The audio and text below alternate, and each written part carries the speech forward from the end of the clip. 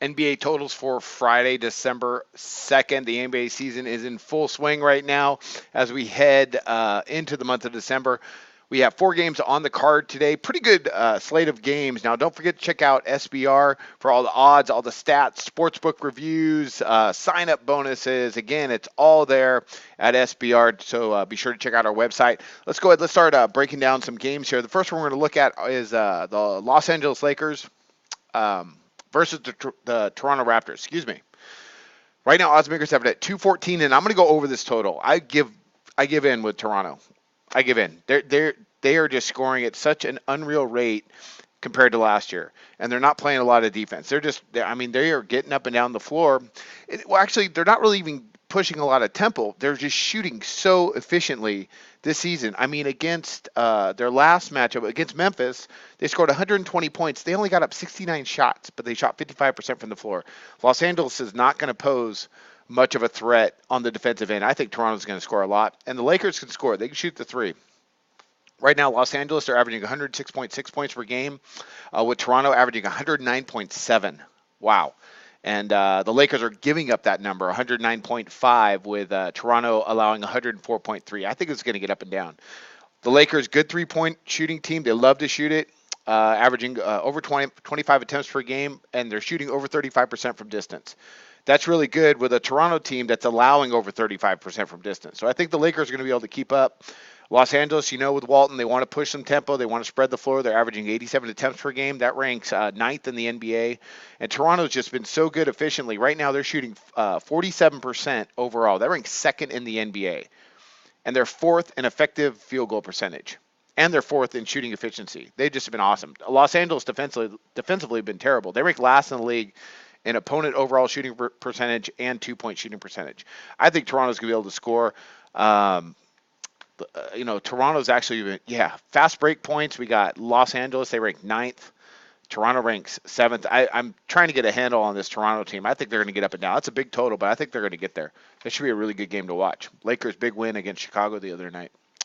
All right, here we go. We got Lakers, Toronto, over 214. Next one up. We got Sacramento and Boston. Oddsmakers have it at 208. I'm going to go under this total. Boston's playing a little bit better defense this year. This looks like a really kind of a drag out sort of game here. Neither team is playing particularly well right now. Boston's starting to pick up a little bit, but they didn't play well at all versus Detroit. Right now we got Sacramento averaging 103 points per game, Boston 105. Boston's allowing 104.4 points per game. That's too much for them. They should be better defensively. Sacramento as well, allowing 105.2. That's a little bit surprising. Those are both kind of middle of the league. What the point of contention tonight will probably be, Boston defending the perimeter. Right now, they're allowing opponents to shoot under 34% from distance. That ranks sixth in the league, and Sacramento has actually been pretty decent in getting up three-pointers, shooting right at 35%, just over it. So, Boston should be able to stop enough of those, defend the perimeter. They've been okay. They're allowing opponents to shoot 44.6% overall. Sacramento shooting 45% overall. Both those rank 13th. I mean, really a lot of the middle a lot of pedestrian statistics here. Sacramento or Boston, they're shooting just under 45%. That ranks 16th in the league. Sacramento, they're allowing just under 46%. That ranks 22nd. So, not great defensive statistics on either side, but neither are these teams shooting the ball particularly well. I mean, Boston does shoot the three decently well, but I don't think it's enough. I mean, that 208, that's pretty big. They really got to get up and down the floor.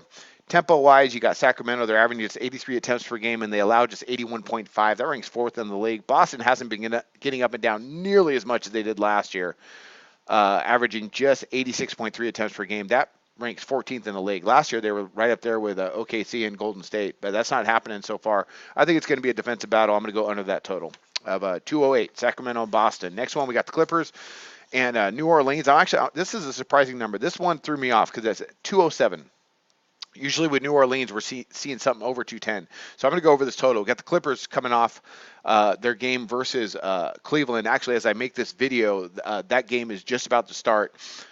So I don't really know how that's going to happen. But this number right here, I'm still taking the under. There might be an injury or something like that, and it might change. But for what I'm, anticipating here. I think we're going to see a little bit of defense. New Orleans actually playing some D. You got the Clippers right now. Still statistically, they're still good. They might have. I don't know how they're going to do against Cleveland. We'll find out. But you still, I mean, you look at their stats. They're allowing opponents just 45.8% from the floor. Uh, excuse me, that's on their 2-point shots. They're allowing 43.2% from the floor overall. They're ranked third in the league. Oh, as I say all this, they're probably going to get lit up by Cleveland. We'll have to wait and see. But New Orleans right now, they're not bad either. They're allowing opponents to shoot just 43.8%. That ranks ninth in the league. New Orleans, Alvin Gentry, go figure. That's pretty good. And tempo-wise, the Clippers, they're not really going very fast. 83 attempts per game, allowing 84. But New Orleans, that's surprising to me. They're only getting up. They're getting up less than 86 attempts per game. They're ranked 17th in the league. That's surprising. So, although it looks low at 207, I think they stay under this. Both teams playing a little bit of D, not pushing a lot of tempo. Pretty good efficiency, but both of them are playing enough defense statistically, I think, to stay under this total. So I'm back under on Clippers and the Pelicans under 207. And we got the last one up. I think this one's going to be absolutely a track meet. And I'm going to go over the total, big total. And I don't like going over big totals like this, but I'm going to do it this once. What the heck? Houston and Denver, 222. I'm going to go over. Houston's averaging 109.3 points per game. Denver's averaging 106.5. Denver's going just way fast. They're going super fast this year, and they both can score. I mean, Houston's been one of the most efficient teams in the league. They're ranked second in efficiency and effective field goal percentage, and they're shooting 46.5% from the floor. That ranks third in the league, and Denver's not playing any defense. Surprisingly, I thought they were going to be better defensively with Malone, but they're not.